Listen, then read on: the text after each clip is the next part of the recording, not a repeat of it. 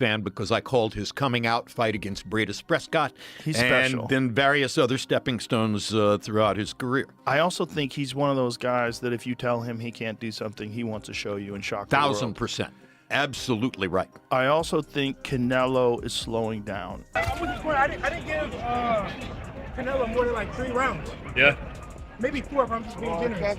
You know, becoming the first undisputed world champion in the 4-belt era in 3 different weight classes.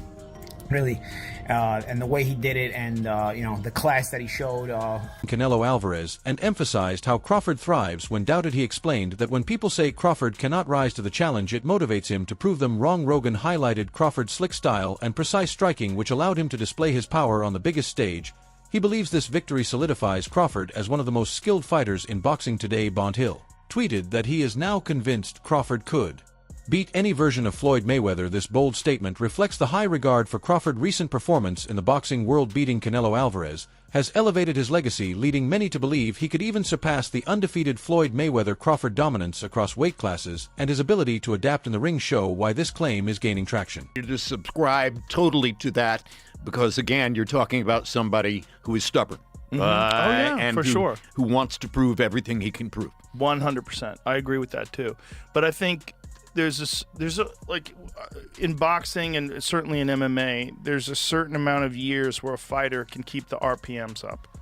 And, when they're in the red line. And there's some people subscribe to the idea of 9 years. There's 9 years is the most that a elite fighter in MMA has performed at their prime. I think that's a bullshit number because I think it's entirely dependent upon lifestyle, nutrition, discipline, physical attributes. There's a lot of factors. George Foreman won the heavyweight championship of the world in boxing at age 45. True, but he took 10 years off. Yep. Crawford delivered one of the most remarkable performances boxing has ever seen. He noted that Crawford not only moved up 3 weight classes to face Canelo Alvarez, but also entered the fight older than him, and after more than a year away from the ring. Despite these challenges, Crawford demonstrated mastery, skill, and composure that few fighters in history have ever shown. Gareth emphasized that fans should recognize this as a once-in-a-lifetime display of greatness, proving Crawford's ability to overcome every obstacle and exceed all expectations. Shakur Stevenson posted on X that respect to Canelo, there are many soft fighters in the sport who are scared to face other great fighters, but salute to you, champ, for not being afraid to put it on the line against everyone, and you are a legend. His message reflects deep appreciation for Canelo courage in taking on challenges that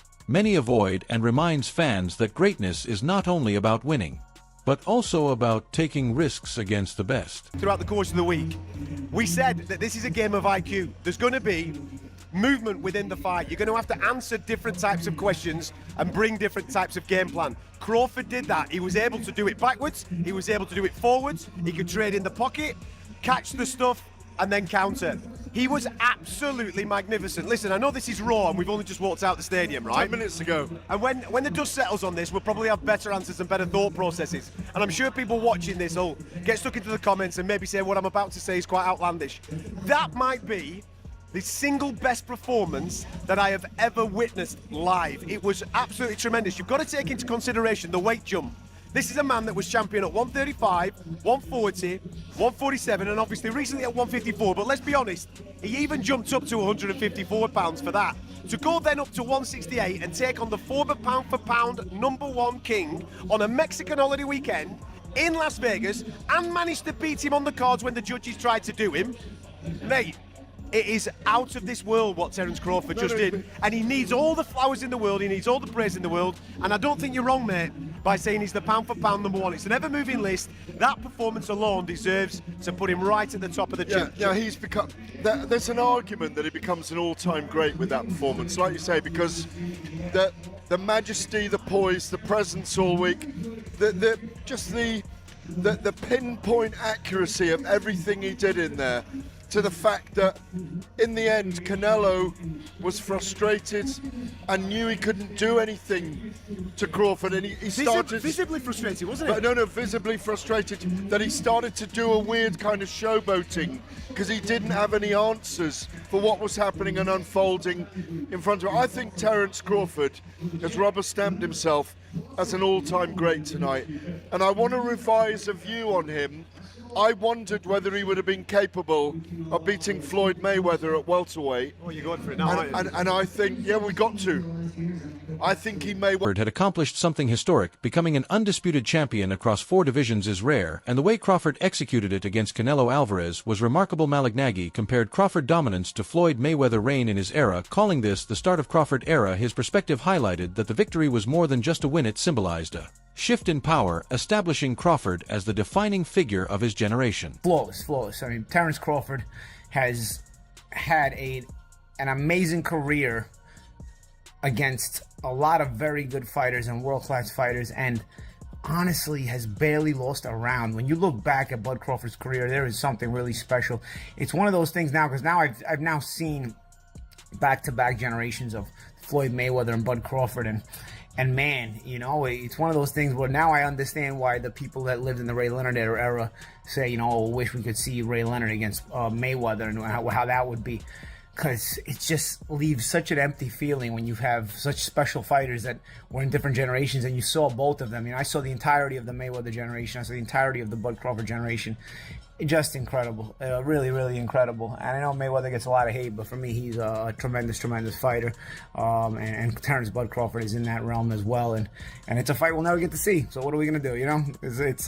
It'll be up to the fantasy fights, you know. But let's get into it, man. I want to get into the undercard as well and some of my thoughts on the Netflix show.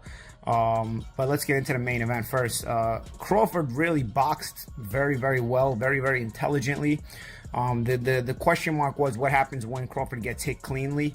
I'm not sure he got hit cleanly the whole fight. You know, he got hit with some partial shots. Some shots landed cleanly, but by the time Canelo started landing anything cleanly, I think he was hesitant because he was getting countered so much that he was taking some of the steam off the shots in order to hope to be more accurate.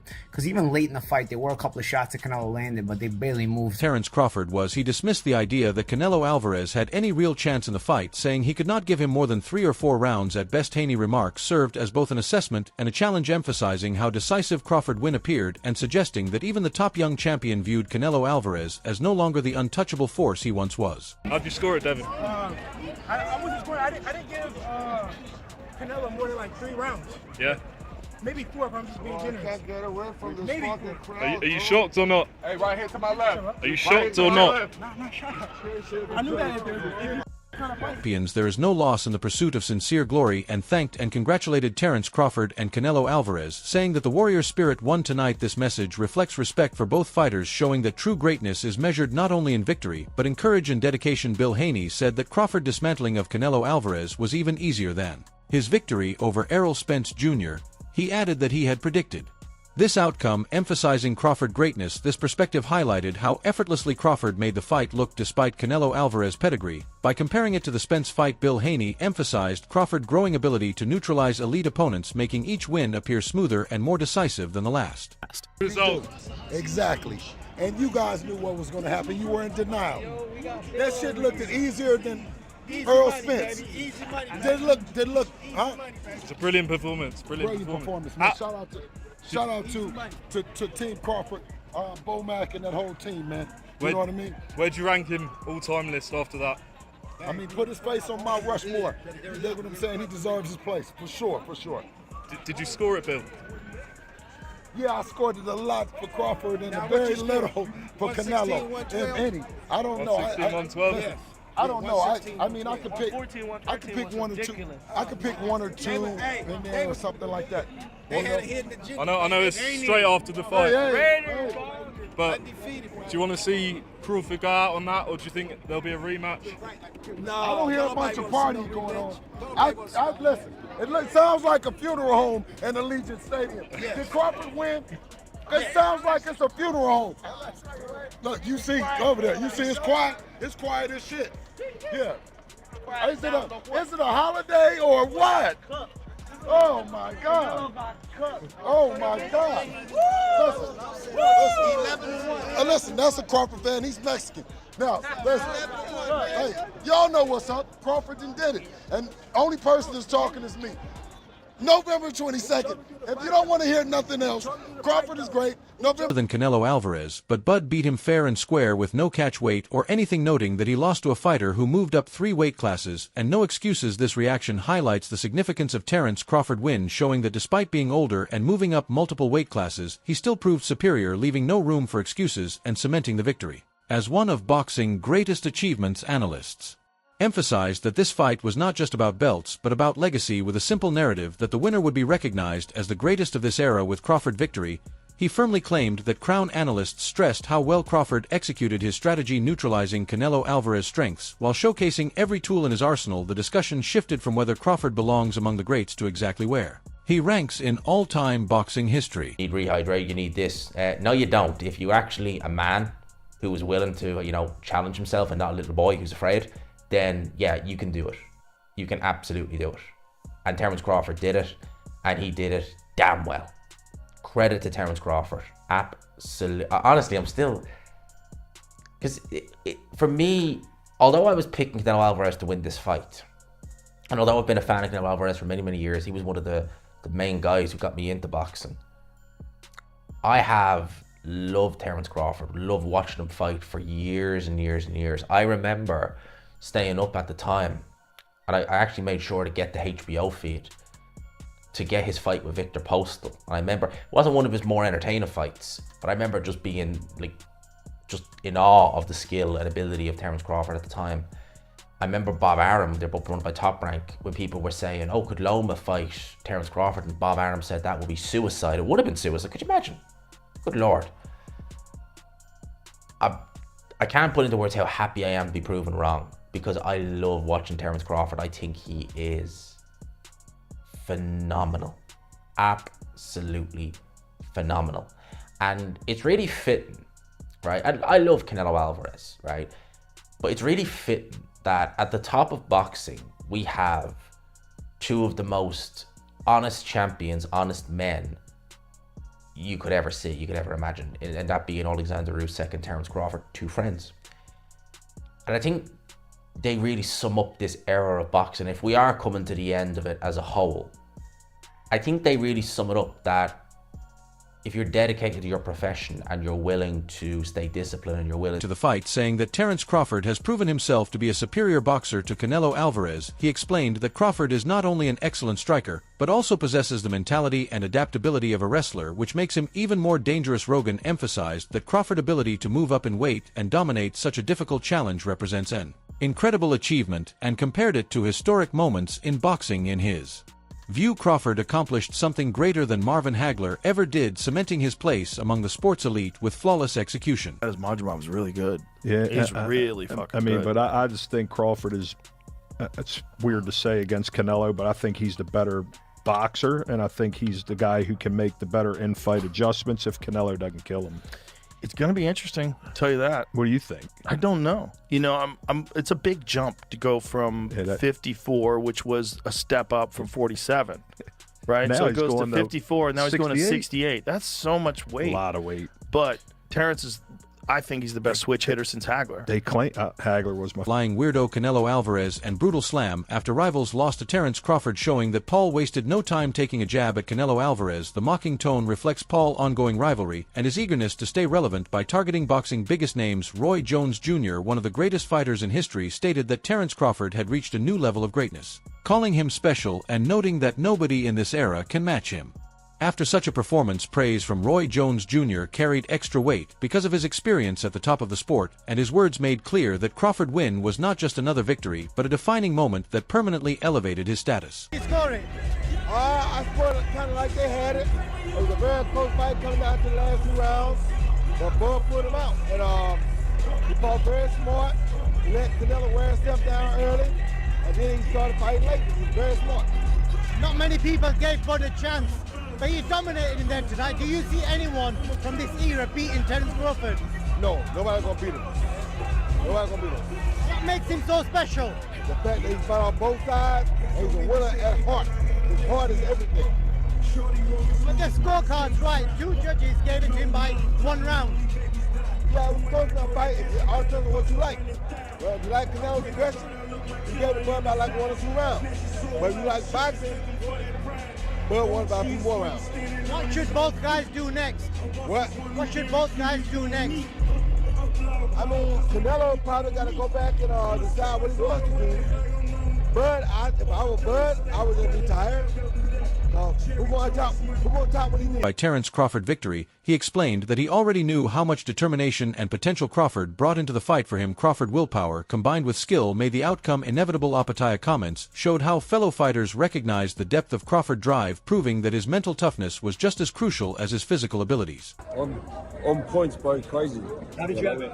I had him up, bro, convincingly. Is he awesome number one draft? Awesome. Hey, science of the sport, this guy adapts. I knew it. How did you know he was going to win? Why? He's got too much ammunition. You know, southpaw, orthodox, on the back foot. That's what changes good from great is knowing how to adapt. You know, back foot, front foot, that's the difference. Devin Haney said he wants him to retire after that. Do you agree with that? Devin Haney's Devin Haney. You know, where is he? You know, what's he doing? So, what do you think of it? Do you want Crawford to retire or you want him to continue? Hey, he's doing well. So it's been good. Hey, what a performance. And many questioning why anyone would rush to retire fighters like Terence Crawford after such brilliance. He described the fight as a generational great clash, arguing that Crawford still has much more to offer. His words resonated with fans who felt they were witnessing history and did not want it to end prematurely. Fisher reaction shifted the conversation away from retirement and focused on how much more Crawford could still accomplish. Great, etched himself in boxing history right now, and to go up to them 2 weight divisions, unbelievable to do it. Someone like Canelo, I've never seen Canelo have that body language at the end of a fight where he's shaking his head. So credit to both men. Would you like to see Canelo retire now? Yeah, of course. I think Abzashira's just knocking on the door to fight Canelo. You don't think he should retire now, Canelo? No. He's up to him. That's his own personal discretion. He's making millions and millions of dollars, and he will continue to make millions of dollars. He's not been destroyed. He's not concussed. He's just Big John shouting out some little Tennessee. Yeah, through that himself, that man. Devin Haney said he wants to see Terence Crawford retire now. Do you agree? All the people are saying retire. Why are we trying to retire these great fighters before their time? They're enjoying it and they're fit to do it. Let them continue.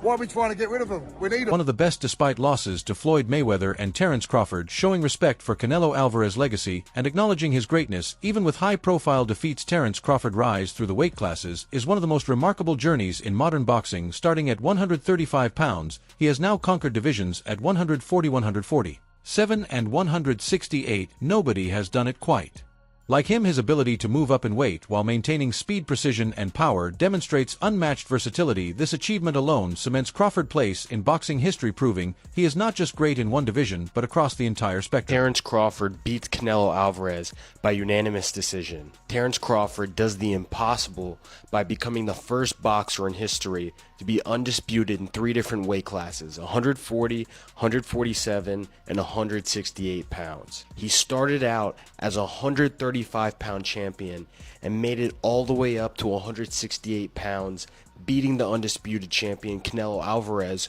who's one of the greatest fighters of our generation. Tonight, Terence Crawford looked stronger, looked faster, he looked like he had higher IQ. He was just dominant the whole fight. His natural counterpunching instincts and just fight awareness, fight IQ, he did everything perfect. Like I predicted, Terence Crawford was going to give him problems and Canelo was going to get frustrated, but I didn't think it was going to be that dominant.